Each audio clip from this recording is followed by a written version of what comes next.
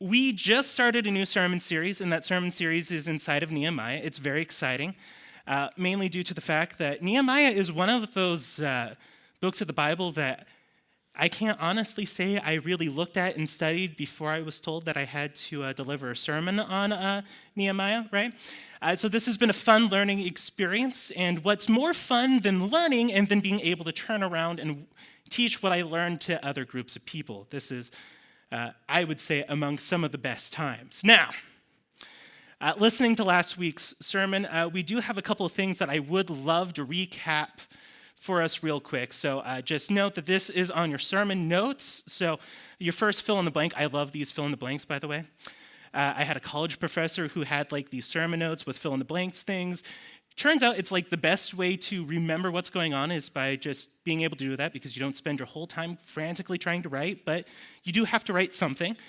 So this was my biggest takeaway from last week's sermon, which was the time that Steve almost drowned. So yeah, that's right there. That's your first fill in the blank sermon note on that one.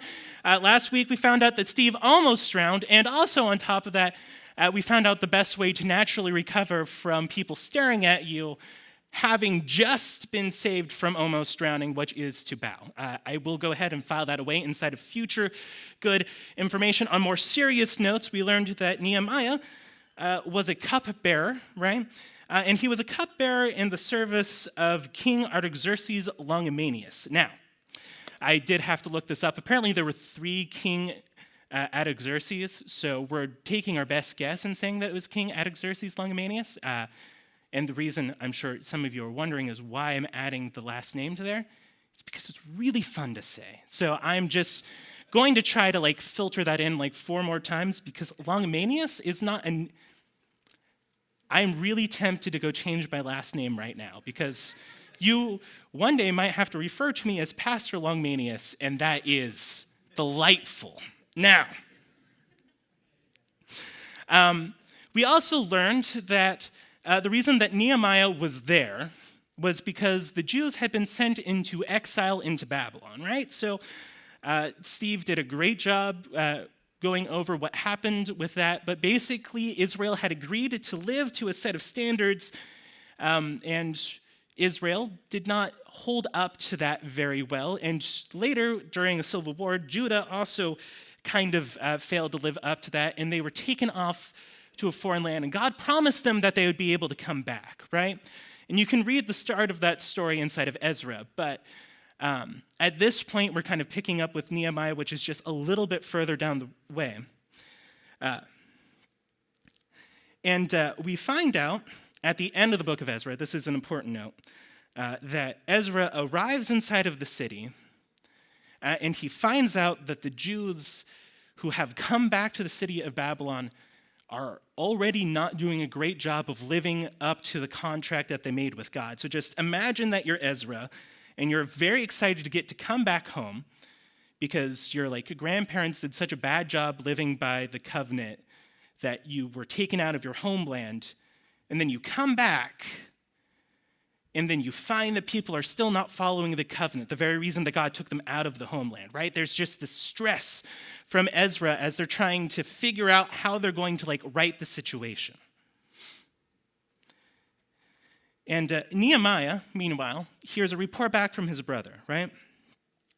And Nehemiah hears that his home city, a city he likely never even got a chance to see, but his city is in ruins, right? And I think that is one of the most interesting things about the story is just how personally Nehemiah is going to take this news, right? It's not just he hears about and he's like, oh man. For example, I come from Cambridge Springs, right? And I'm not sure if anybody knows anything about Cambridge Springs. Anybody rabid Cambridge Springs fans here? Okay, great. I can say whatever I want to say here. Cambridge Springs is not one of those well-to-do cities that are doing terrifically with their time, money, and resources. They have, for example, not been able to keep a shop, a restaurant started there ever, and you just constantly keep hearing little bits of news stories about, oh, did you hear about that cool restaurant that they opened there? Yeah, that closed down. So just It would be like if I heard that news and I was like, oh my gosh, Cambridge Springs is in so much trouble, right? To me, that doesn't really affect me. But Nehemiah hears that, and Nehemiah is made out of different stuff than I am, right? And God lays it on his heart to go and fix the walls. But there are several problems that are in the way between here, right? He's already happily employed. He's happily employed as a cupbearer, which is like one of the most important jobs that he could possibly have. He is well set up and comfortable in the position that he's at. And also, number two, there is a significant financial barrier to being able to rebuild walls, namely due to the fact that Nehemiah could not fund the project out of pocket, right? So there's these two conflicts that are hanging over Nehemiah. Also, oh, I'm so sorry, I almost forgot to add this note. Also, last week we did find out that you do need to double check with Steve just to make sure that he's paying attention, because there is maybe a statistical probability that he's taking a mental vacation and feeding French fries to seagulls in his mind. So yeah, that was also another thing. I just wanted to make sure that everybody was caught up to page on all of these things, right? Okay. I'm sorry, folks. It's been a while since they let me back up on here, and I decided I was going to have fun. So, while studying this chapter, I had this phrase get stuck inside of my head, right? I had this phrase that I could not get out of my head, which was, do I have enough faith to ask for faith? Right? Now, I know that sounds kind of contradictory, but we'll plunge over what that means throughout the course of this. But the story starts off, the very first chapter starts off inside of the month of Kislev, right? Which I know all of you. Very familiar with Kislev. We all love Kislev very much, but Kislev happened inside of the middle of November and December, but chapter 2 picks up after a time jump, right? It picks up inside of the month of Nisan, which was March, April, right? So this is 4 months that Nehemiah has had to think about it. And we know from last week that Nehemiah didn't just hear this information and process it. He heard it and he was deeply affected by it, right? He's been fasting, he's been praying. This news has wrecked him in a very personal way, right? And this is one of the things that you're going to discover that I love about Nehemiah is just how much, because the book is written in first person like Nehemiah himself wrote it, which is more than probable. And also, one of the things that I deeply appreciate about this book are just the little snippets of humanity that get put into this story, right? Because every so often, like we have these like big pictures inside of our mind of what the biblical heroes were inside of the past, like King David or stuff like that. And you imagine these scenes where they do these things and they don't feel like humans, you know, they feel like heroes. And there's like a difference between those two. Because heroes do things that you can't do, and that's why you admire them. But like humans, you're a human, right? And sometimes it feels like when you're looking at these characters from the past, they are made out of different stuff than you are, right?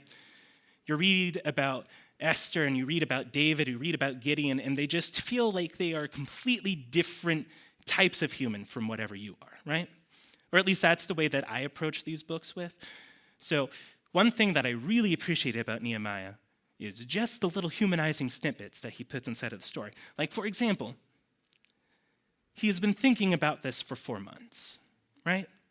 Now, I'm not sure if anybody else can relate to this, but God putting a vision and passion on your heart that you can't get out of your mind, and it just sits there and it dwells, right?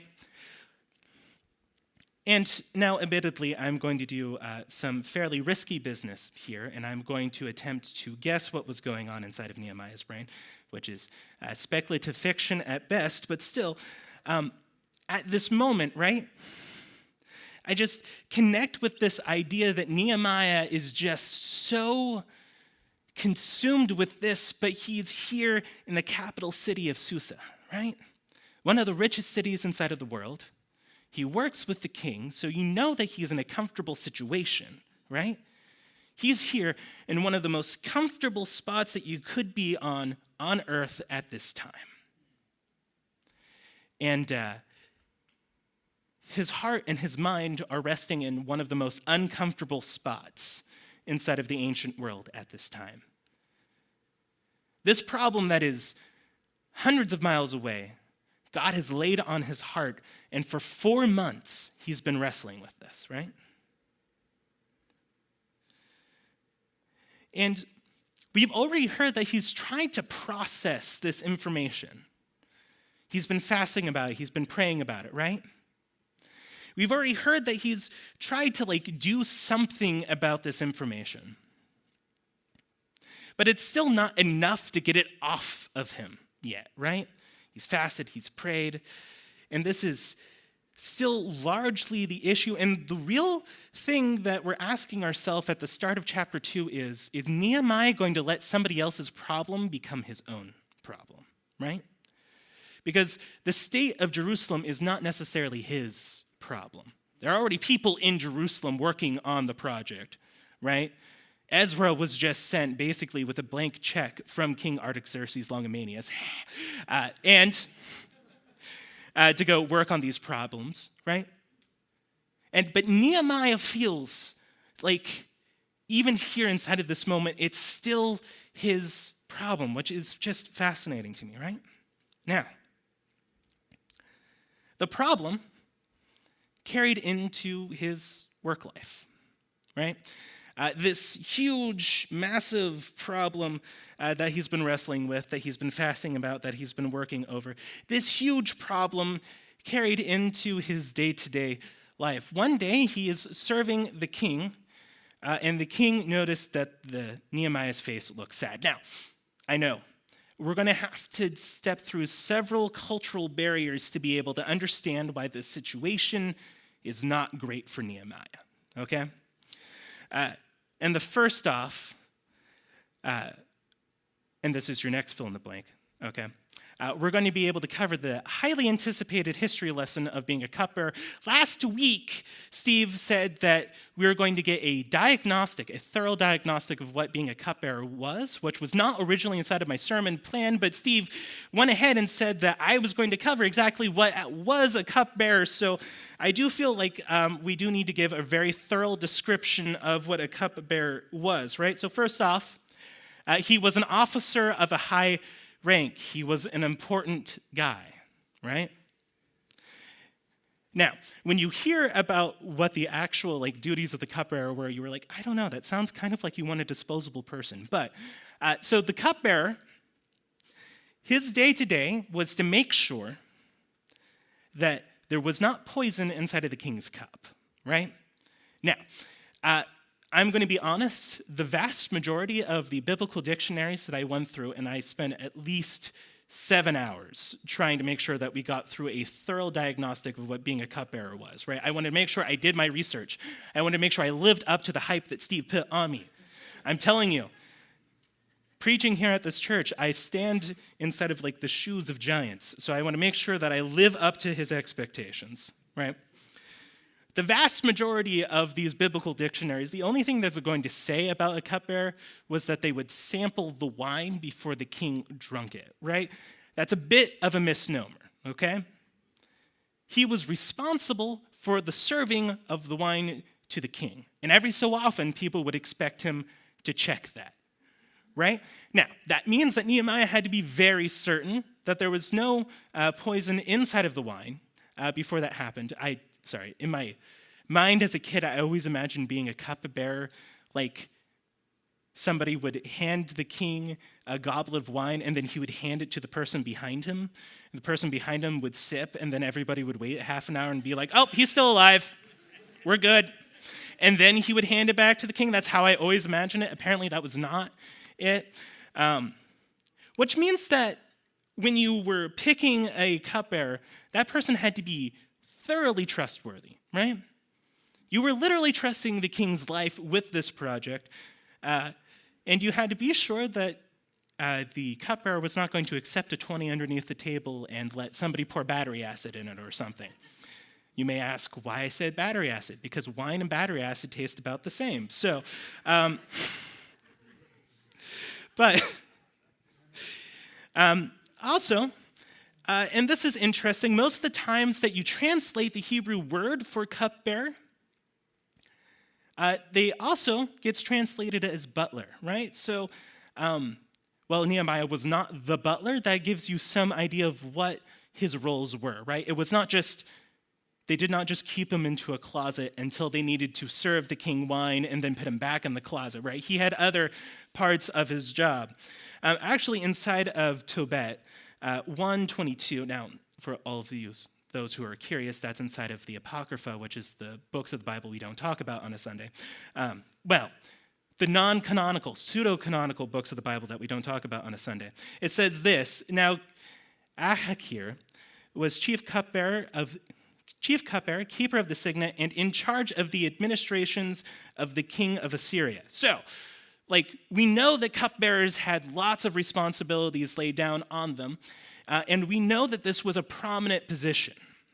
And also, here's the other thing that we know, was that he was a person who worked in service. Now, I'm going to confess something to you guys, and I need you to all promise me you're not going to judge me too hard for this, okay? We have been eating a lot of fast food out lately, and I know that's not great, but this is just the moment of stress that we've been in. And in my defense, I've been guest speaking at a camp 2 weeks ago, so that's just, okay? Anyway, I've noticed going through drive-through lines, you get all sorts of different people, and some of them understand that they are in a job of service, and some of them understand that this is a job that pays them not enough money, okay? And I think we can all think of the person in between that. The other day I was going through the McDonald's drive-through line, and I had ordered and I was exchanging my card, and there's that horrible minute where the card is going through, where the person feels like sometimes they need to make polite chat to you, and instead of just you both ignoring each other and existing inside of your own space, you have to have this really derived conversation the guy's had 65 times by now, right? So I'm here and I'm sitting in line and I'm waiting for the card to come back. And the guy's like, how's your day? I don't want to tell him that I'm eating McDonald's, so not great. That's just not really what I want to convey to him, right? But that's what I thought. And I was like, it's good. And he's like, how's your day, I guess? And he's over there and he's like, working McDonald's, living the dream, right? I know you're working at McDonald's. I can see the name tag. I know you didn't hop the desk, okay? You're not volunteering right now, okay? Also, I know you don't make enough money to justify your existence here, but this is not the time for you to protest your wages to a person who cannot change your wages, okay? This is just not the time or spot, right? We expect people who are in service to make us feel comfortable about the services that they are providing, right? If you have a waitress who comes up to you and they're crying and they're having a horrible day, you feel bad for the waitress and you also feel bad because your food has tears on it, right? There's just this moment, right? So Nehemiah was inside of the same position. He was in service. Also, Nehemiah was working a job that 40 other people really wanted. And we also know that Nehemiah was in a job where the person, he could fire you or he could just decapitate you, right? So we know that these are situations here, right? So when Nehemiah when the king says to Nehemiah, man, what is going on? I have not seen you this sad since the last time you got food poisoning. Not exactly what he said, but close. It says that Nehemiah was terrified. These great humanizing moments of Nehemiah, right? Because I've heard other pastors preach about how Nehemiah was carefully planning and plotting this day so that when he approached the king, he would get the king to excellently buy into this whole scheme of funding his plan to rebuild Jerusalem. I've heard other pastors preach on that. And I'm not here to say that that's not the case. I'm here to say, I just see it working much better the other way. Nehemiah was still stewing about this problem in Jerusalem, and he could not help it but let it wash onto his face while he's serving the king, right? And it says that Nehemiah was very much afraid when the king noticed, right? He's very much afraid because now all of a sudden he's stressing about this moment because somewhere inside of the back of his mind, he has been working on how to present this message to the king. I just don't think he thought it was going to be that day, right? And I don't think he thought it was going to be that day. And now all of a sudden the king is getting the ball rolling. And this is just, if any of you have ever been inside of that moment, when you have that big ask or that big thing that you need to do, and you've just been like trying to build up the nerve to do it, and then somebody's just like, well, why don't you do it? And you just feel that like horrible gut-wrenching like jolt of anxiety, or is this just me? I don't know. Anyway, you feel this horrible gut-wrenching jolt of anxiety, and you're like, oh shoot, yeah, right, let's do this, right? And the other thing that I really appreciate about Nehemiah is this. It says in Nehemiah 2:3, but I said to the king, may the king live forever. Why should my face not look sad when my city where my ancestors are buried lies in ruins and its gates have been destroyed by fire? Does Nehemiah bring in his shark pitch to the king at this particular second? Does he say, well, thank you for asking, King Artaxerxes Longimanus. I am so glad that you asked. Here is my pitch for what you can do to fix my ancestral city. No. He has no fancy disguise, no clever pitch. He doesn't beat about the bush. He's just honest. And what I really appreciate about this is that it is so not the king's problem, right? It was not King Artaxerxes Longimanus who destroyed the city of Jerusalem. It was, in fact, Nebuchadnezzar who destroyed Jerusalem. It wasn't even him who committed the problem. And he's let all the Jews go home, and he's already sent money off to go fix the project. He has done he has done more than what people expected him to do. So this is super not the king's problem. But Nehemiah is just honest with him, right? Which makes the king's response even more fascinating. Nehemiah 2:4 says this, the king said to me, what is it that you want? I don't know. If it was me and if I was Nehemiah, I'd be falling over backwards at that question because in 1,000 years, in the 1,000 rehearsed conversations that he had, he could not have planned for a better response, right?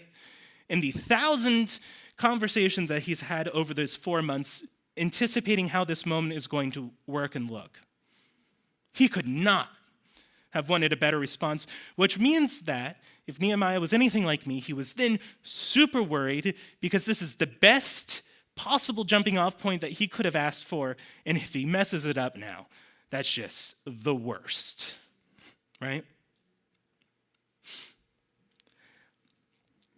So, and this is, I think, maybe this is not one of my written down applications, but this is a good one for everyone. It says that when Nehemiah heard that response, he instantly offered up a prayer to God, right? Which you'll find elsewhere that he records his prayers. I don't think he remembered this prayer. I think this prayer was a fast one. I think this prayer was stress-addled, and I think this prayer was more of like a series of pictures than actual words. Actually, being the perpetually anxious human that I am, I do have like an exact moment like this.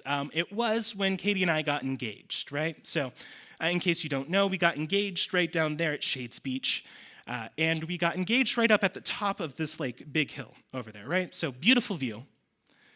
But both Katie and I get up to the top of the hill, and we're both a little winded, right? And I'm like, here it is. Here's the moment, Josh. She's looking out over the lake, not looking at me. This is the perfect moment for me to start slipping out the rain, getting onto a knee. And I start doing that. And then my brain realizes I do not have the words queued for what to say. In all of the moments that I have been planning for this exact moment, I had not queued up the exact words of Katie Nicole Nichols, will you marry me? By the way, her dad did real name her that, Nicole Nichols. That's awesome. Anyway, lining up there, I realized I did not have those words queued up inside of my head. So yeah, same prayer that happened there. Just a flash of images of God. Look, I'm a bumbling idiot. Don't let me ruin this moment. Because if she looks around and sees me If she looks around a given second, there we go. If she looks around and sees me before I say the words, it's going to be super embarrassing because I'm going to stand there with the ring waiting for words to come out of my mouth, and instead there will just be shrieking noises, right? So it's these moments I love that make Nehemiah real human, right? Because like King David, it says that he had utter confidence when he went into the battle against Goliath because he knew exactly who God was. And he knew that God was not going to let him lose that fight, right? However, Nehemiah did not have that confidence, and I love that. So Nehemiah says this, right? And I answered the king, if it pleases the king, and if your servant has found favor in his sight, let him send me to the city in Judah where my ancestors are buried so I can rebuild it. Now, real moment, right? Because before I ask the question, is Nehemiah going to let himself be burdened by other people's problems elsewhere? There's more than enough help. They should be fine, right?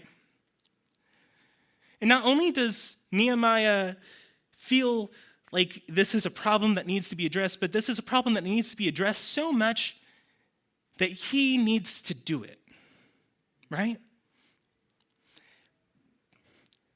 Nehemiah says, here I am, God, send me, right? Which is just crazy to me. Here he is. He is in the most comfortable position that he could be in. And he's not even going to try to send an architect down there who has skill, training, and talent in building walls. He's just so worried about this moment and this situation that he absolutely has to go. And he has to be the one who does that, right? God has laid it onto his heart that this is now his problem. Now, has anybody ever done Sunday school or kids camp or maybe Kids Alive? Just raise a quick raise of hands if you have ever volunteered in any of those programs. I'm going to tell a story that sounds very familiar to all of you because anyone who's ever worked in Sunday school has all known a Jake. Now, when I've taught second and third grade at my church's Sunday school for years and years and years and years. I've seen lots of kids going through, but there are Jakes, there will always be Jakes, and Jake was the most Jake I've ever known, right? Now, in case you're curious to know what a Jake is, a Jake is a kid who started going to my church, and they're the pseudo-obnoxious ones. Okay, no, not pseudo-obnoxious. They're the obnoxious ones who desperately crave your attention or anyone's attention, but also cannot get along with other kids, right? They're the ones who desperately need to have someone acknowledge that they exist, but have an inability to actually connect with people, right? It is a tragic thing to see, right? Because he is, even though he was in fourth grade, he is the first fist fight I ever had to break up at a place, right? And it happened inside of my Sunday school at 11 o'clock, which was fascinating. Also, he made it his passion, if not carefully watched and monitored constantly. He would go to any student and just make it his mission to irritate them to the point that they were willing to fight him, right? I don't know. It's like it was his passion to get involved in every fist fight that he could, so he just worked on getting other kids to swing the first punch. So later on, after I had Jake inside of, now keep in mind, he was never in my small group. I was second and third grade. He came on in fourth, and fourth to fifth, right?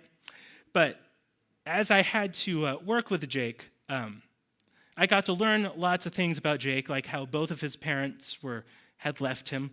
One was in jail, and the other one just abandoned him. So he was being raised by a neighbor who just felt like it was his problem. And inside of this moment, here every week, I realized that God said to me, Jake is your ministry now. And I said, God, he's not in second and third grade. And God said, no, he's your ministry now. He shows up. You're going to be his best friends. You're going to make sure he does not get into a fist fight with anybody. You're going to make sure that he understands God's love, because I guarantee you, else out there, no one was willing to reach out to him with God's love. You're the one who has to represent who I am to him.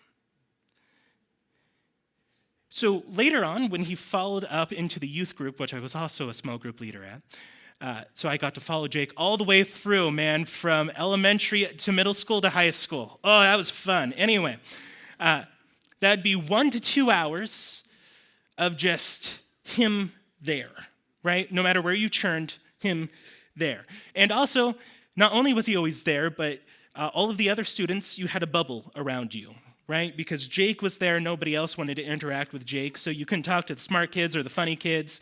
You got to hear all about how all the fun that the other small groups were having, and then you just had Jake here, right? Also, I discovered that this is, at the beginning, completely overwhelming, right? Because you're just like, God, if you could just push him off to somebody else, make him somebody else's passion project, just not me. And it was like that at the beginning, and by the end, gosh dang it, I was his loudest advocate, which is just a tragedy, right?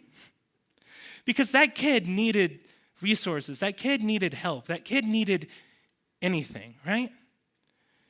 And you spend all of your time trying to convince the rest of the world to help, and everybody else just sees a kid who's a problem. Nehemiah finds himself in a similar situation, but the king buys in to this. And the king decides to help him. And not only that, but Nehemiah makes a second ask. The first ask was for time off to go work on this project. The second ask was for resources. So Nehemiah says inside of 2:7-3, if it may please the king, may I also have letters to the governors of the Trans-Euphrates, so that I may have safe conduct until I arrive in Judah. Also, can I get a letter for timber so I can build gates, right? Now, here's the important thing. In those 4 months where this was a problem for Nehemiah, while he was working up the nerve to ask the king, he was doing something. He was planning. When the king asked him, what do you need? He had a list ready, because he knew this is the resources that are missing here from this project. If you give them to me, I'm going to go into the city, we're going to get it done. He had been sitting here, he had been planning how to fix it, right? God didn't just give him a passion that he could feel strongly about. He worked on it. So, question.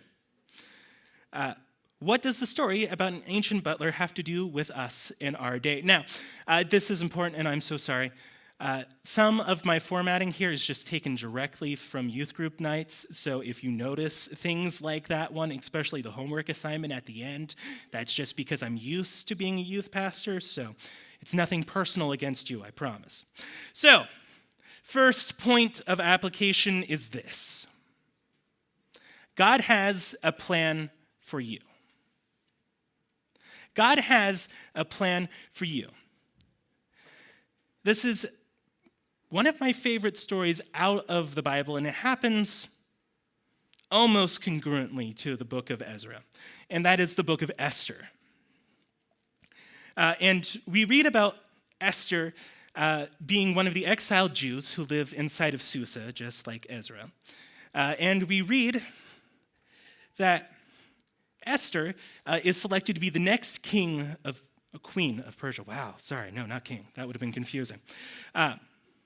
She's selected to be the next queen of Persia, right?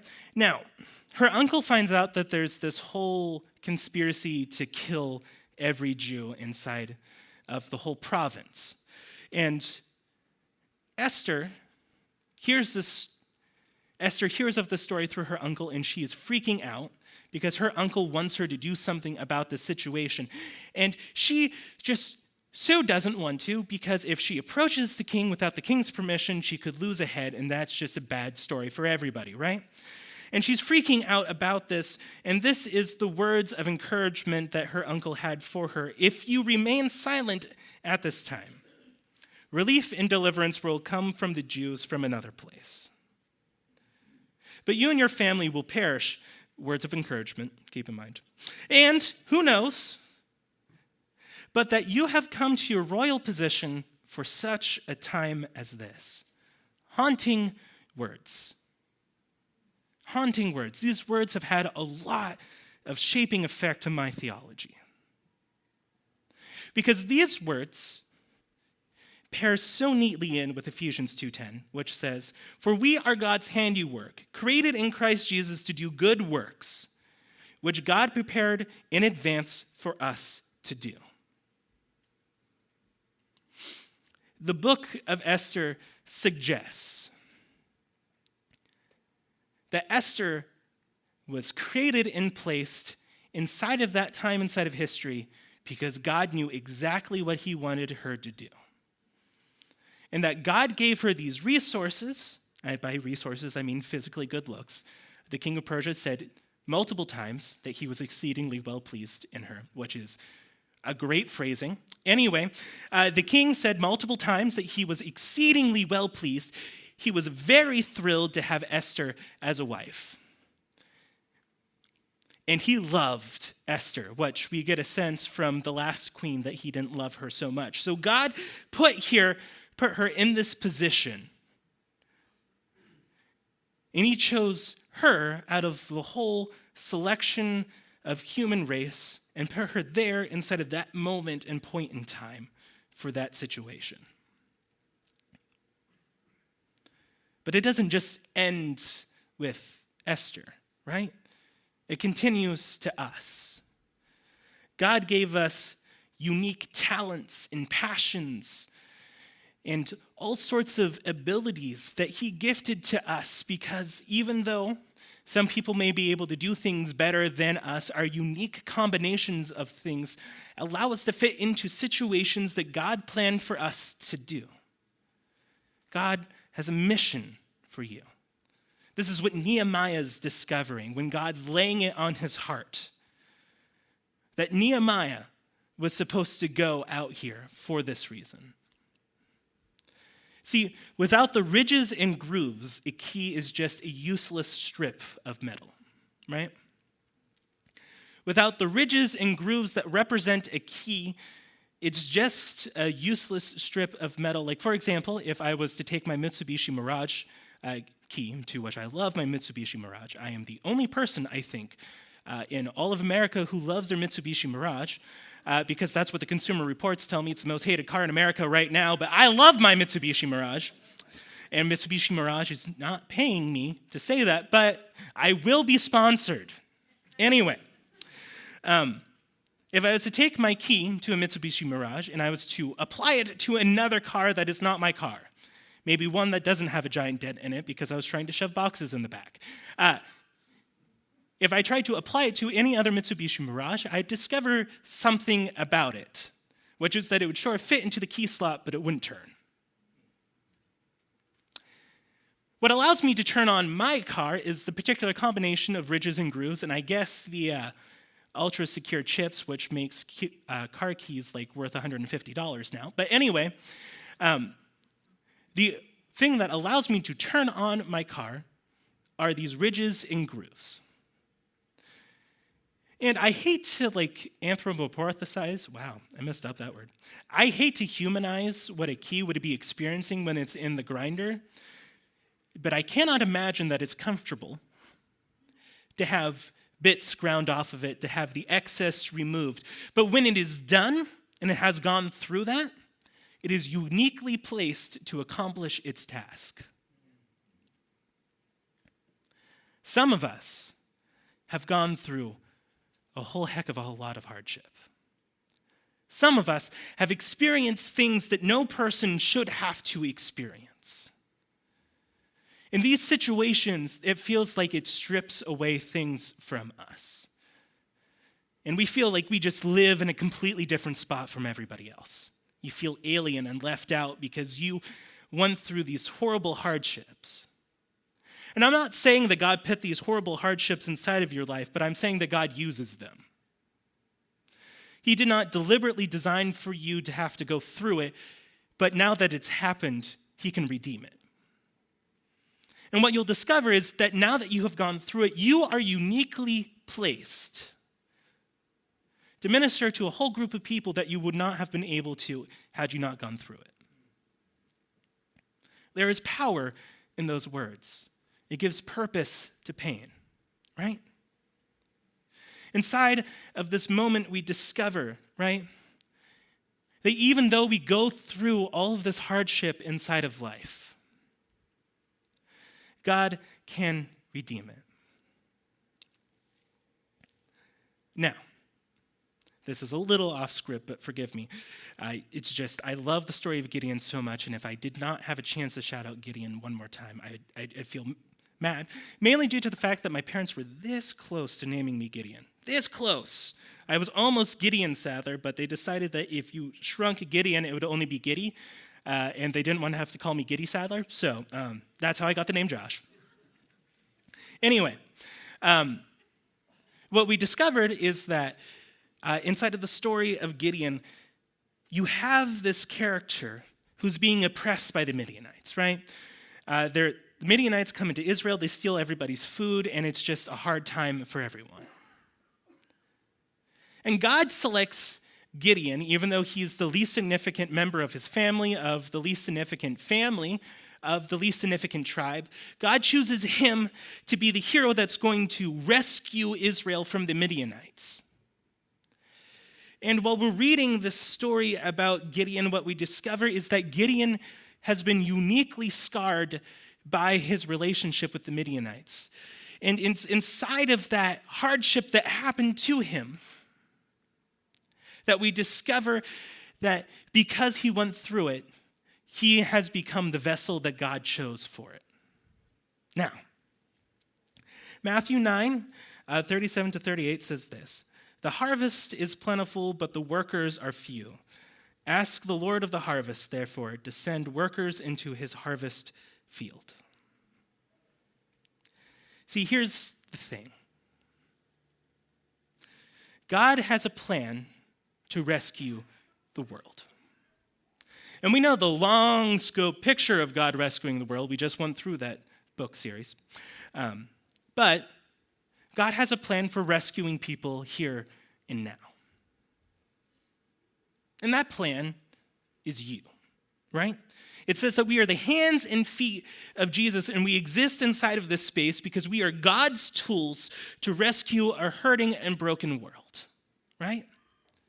But Jesus also says that we need to pray for more workers because the harvest is plentiful. God's mission is all around you, right? There are cities that are ruined everywhere in people's lives, all sorts of brokenness that exists there. Inside of a city that has a huge housing crisis, inside of a nation and a country that has been straying further and further away from God, there are problems around us. And I'm not saying that you have to be the one who fixes all of them, but understand that God's mission is everywhere. There are people who are hurting and who are broken, who just desperately need to see God. There are Jakes who the rest of the world cannot stand or tolerate. that God has uniquely placed you to deal with.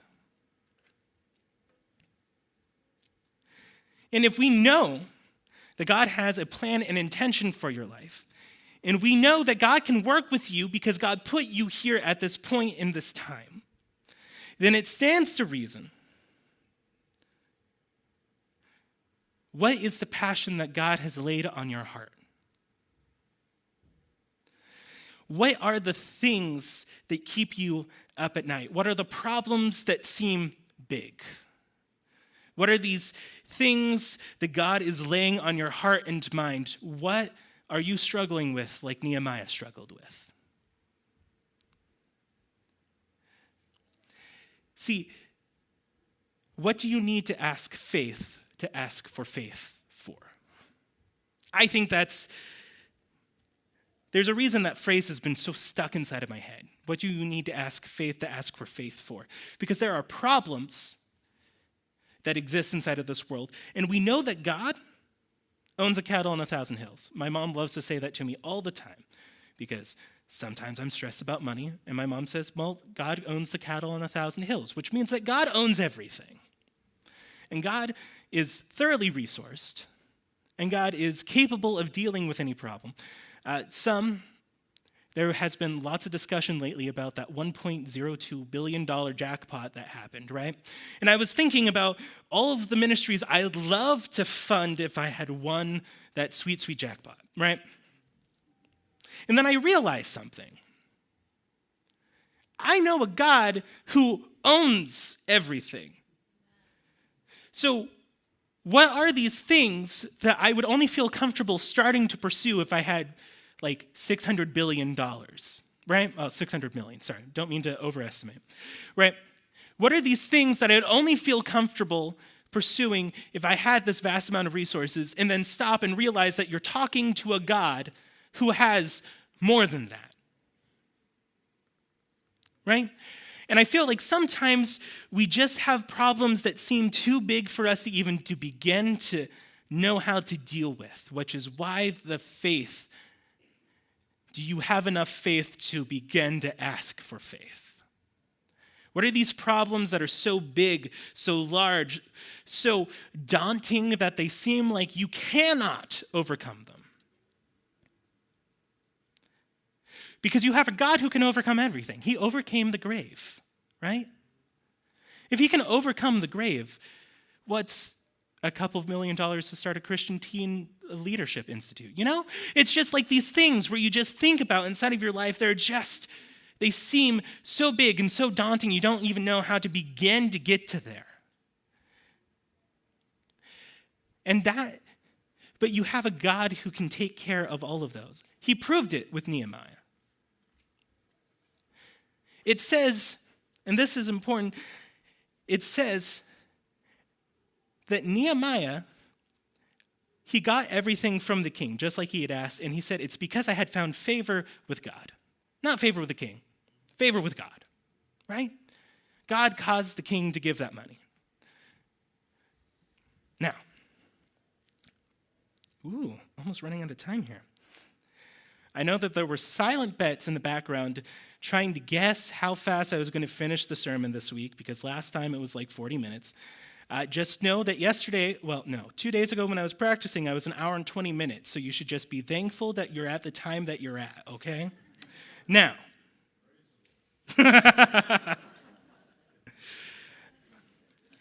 this one's also important. Nehemiah spent months thinking and praying about how to approach the king. He was not spending those months idle.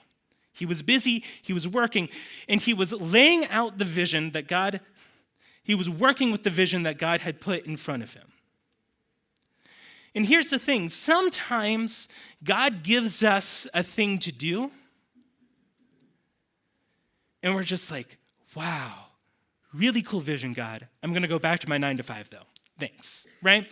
Sometimes you get like this big encompassing thing that you could work on, and you're like, yeah, but I'm already busy. I got a barbecue next week, and then there's a float trip, and then, you start looking at your calendar, and it's like, well, I'm booked up all the way to December. I don't really think I can fit your big vision inside of this, God, right? Jesus tells this parable. And he says in Matthew 21, 28 to 31, there was a man who had 2 sons. His first said, to his first son, he said, "Son, go and work in the vineyard." And he said, "I will not." But he later changed his mind and he went.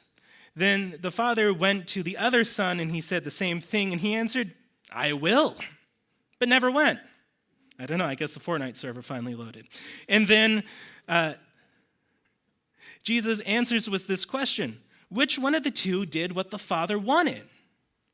Was it the one who said, "Yeah, love that. I'm going to go out there. I'm going to do it right now," and then got distracted because of that sweet, sweet Fortnite bucks, whatever that's called? I'm so sorry. I've betrayed my whole youth audience by trying to do a bad youth by a... I'm sorry. I'm handing in my video gaming license after this. It's been an embarrassing day all the way around. Anyway, was it the son who said yes and got distracted and never went, or was it the son who was like, "Nah, brah," and then later went, right? Which one was the one who obeyed? It was the one who went and did it. James 1:22 says this: "Do not merely listen to the word and so deceive yourselves. Do what it says." See, the thing is, you could be comfortable with where you are, just like Nehemiah was. That problem was 1,000 miles away. That problem was being dealt with by other people. They had the financial resources. They could handle it. Wasn't his problem. He had a 9-to-5 to worry about. He had a job with the king that he was doing, and it was working out great for him. It was not his issue. If God really wanted to deal with it, he could have raised up another leader who was closer to it. Why was it Nehemiah's problem, right? And see, the thing was that Esther needed to help her people from being murdered because they would have just been completely wiped out. And Jesus left the glories and richness of heaven for us, right? I'm not going to say that always doing God's plan requires sacrifice, but that sure does seem to be a correlation there. And see, the thing is, God has called you out to an area of need. So, if God has placed a vision in your heart, chase it. If God has placed a vision or a task for you to accomplish, do it. Because it is so important for us to not just be like, "Yes, God, that's a great vision," and then we just put it onto our back burner and never get around to it. And some of the reasons that we never chase these big dreams of ours is that we are just so consumed with doubts. We have doubts about whether or not God will provide. We have doubts about ourselves and whether or not God actually picked somebody who was competent and capable. Most of the time, God does not pick competent, capable people. He makes you competent and he makes you capable. 1 Corinthians 1:27 says this: "For God chose the foolish things of the world to shame the wise, and God chose the weak things of the world to shame the strong." God loves to make the weak kid be the hero that saves everything. Because if you were to watch like a 5-year-old girl pick up a car, and you were to watch that from a distance, you would not go like, "Man, I need to get onto that girl's physical exercise routine," right? That's not like your first thing. It's like, "Man, she is so capable. How is she that strong?" No, the first thing that you watch is like, what kind of mutated sludge did she get into that she's got these superpowers, man? Or like, you watch like a kid who can barely read or write win Jeopardy. You're watching this and you're like, okay, how is he cheating though? Because you understand that there's a system that works, that just works outside of your current understanding of how the world works. You understand when you watch this and this happens, you're like, well, that was impossible. So you understand that there is something in place that is making the impossible happen, and it's not necessarily all in that person. And God loves to do that. Because when God does that and people are like, how on earth did they do that? It all goes back to him. They see that, and they see that God is able to accomplish these miracles, and he sees that happen, and then they go, yeah, that's right. The only way that could have happened was by a direct miracle. God loves to make that happen. I guarantee you, all of the biblical heroes that you can think of inside of the Old and New Testament, their story is all the same. Paul, who was so blinded by religious fanaticism that he had to be wakened up by God, became one of the strongest advocates for the Christian religion. Gideon, who had all of his men sent away except for 300, took out an army that was uncountable. David, a young boy, was able to take out a hardened warrior. God loves to make the weak person win. And this is great news for us. Or at least great news for me, because I know my own capabilities, okay? I know my own strengths, and they ain't many. So the fact that God says that he is willing to work with me in my weakness to make his vision happen is so great. So if we know that God has a cattle on 1,000 hills, and we know that God makes us qualified, the only thing that is standing in between us and accomplishing the vision that God gave us is a question of bravery. It's a question of faith. And the other thing that I really love about faith, when I was in middle school, I always thought that faith worked like you just had to believe harder. Like somebody was like, you're just not believing hard enough to make like that miracle happen. It took me a while to realize that faith is based off of relationship, right? Faith is based off relationship. Like, for example, Katie, my beautiful wife, to whom I'm exceedingly well pleased, she does lots of great things for me. She is invaluable to the youth group. Anytime you see the youth group do something cool and amazing, it's because it has Katie's fingerprints all over it. And at this point, Katie could tell me that she has like a vision for an event which involves me getting pied in the face. And at this point, I just trust her to do it because my relationship with her and my relationship with how these events get planned is such to the point that I know that everything she does is good. Therefore, even if she has big asks of me or big asks of like what the youth group can do, I am confident that it's going to be good because she plans good things. Our relationship with God works like that too. He does not expect us to generate enough faith out of nothing for us to go do what he wants us to do. Take a look at the story of Gideon. Okay, great story. Love this story. Gideon, God calls him and he's like, I am such the wrong person for this that I do not believe that you actually called me. So he designs a series of tests for God to prove by miracle that he was actually talking to him, right? And God did not begrudge the tests. God let the test happen so that he could prove to Gideon that he was who he said he was. Or like, for example, take David. David was able to take on Goliath with utter confidence because he had that relationship with God where he knew beyond a shadow of a doubt who God was and how God was not going to be pleased with this Philistine making a mockery out of the Israelite soldiers. Their faith to do incredible things came out of their relationship with God. And really, the question that we need to ask is this. We feel like we stand inside of the feet of spiritual giants. I do, all the time, all around us. We are here inside of this building today based off of the hard work of a million great Christians who came before us who got us to here, from the ancient history to today to standing inside of this room. We stand on the shoulders of giants, right? And sometimes we do not feel qualified to do what they did because we are not them. They're made out of different cloth. But the cloth that they are made out of was crafted through their relationship with God.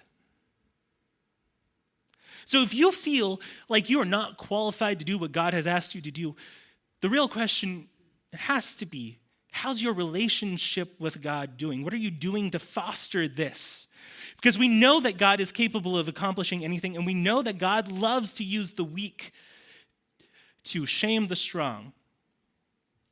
So, what are you doing to foster that relationship with God that's going to give you the confidence to do what he's called you to do? And see, the thing is, like, Even if God has called you to do something that seems kind of small or insignificant, it's not. For example, take the story of Pearl Good. Before each and every one of Billy Graham's revivals, she would pray over the event. She was a fantastic prayer warrior. And eventually, Billy Graham found out about this and started having her travel with them so she could pray on site for it. And that is what she did. Did she go up and speak before a crowd? No. Was she the one who was trying to convert all of these people to Christianity? No. But Ruth Graham at her funeral said, "Here lie the mortal remains, much of the secret of Bill's ministry." Even if you are called to something small and you do it consistently, God uses that, right? So whether or not God's called you to do something big or God's called you to do something small, you just need to do it. Now, again, because I'm a youth pastor, and again, this is just because this is the format that I am used to, I'm giving you all homework, okay? Now, the homework that I am giving you is this, and this is the last fill in the blank, and then we'll go into prayer. I'm just trying to make sure that Rini knows that parents are coming up for their kids here soon. Sorry, last time. Anyway, is this. What do you need to have enough faith to ask for faith for? What are these things that God has put in your life that you need to start asking God for enough faith to accomplish? What are these things that seem impossible? You return back next week with that filled out, you're going to be entering into Nehemiah with a completely different mindset, right? We're going to watch how God made Nehemiah's impossible thing possible and in record time. And you'll get to work through that process too. So let's pray, and then you get to go out there to that gorgeous looking day that's out there. Okay. Dear God, thank you so much for this moment right here, Lord. Thank you so much for the people that you have brought here today. Thank you so much, Lord, for this moment that we all have, God. Open our eyes to see the things that you have placed around us. If we don't have a passion yet, if we don't have these big things inside of our lives, God, I ask that you would open the eyes of our heart, Lord, so that we can see what you see, so that we can see the pain that is inside of people's lives, so that we can see the brokenness, so that we can see all of the struggling that is around us. God, I just ask that you give us the passion to go out there and start accomplishing the impossible for you, Lord, so that we can be the hands and feet to desperate, hurting, broken people. And God, I just ask that you empower us so that we can start looking at impossible tasks and going, well, how would we make that happen? And God, I just ask that you give us enough faith that we could look at anything and see that you are capable of supplying the needs. Empower us and send us out. And bless the rest of our weeks.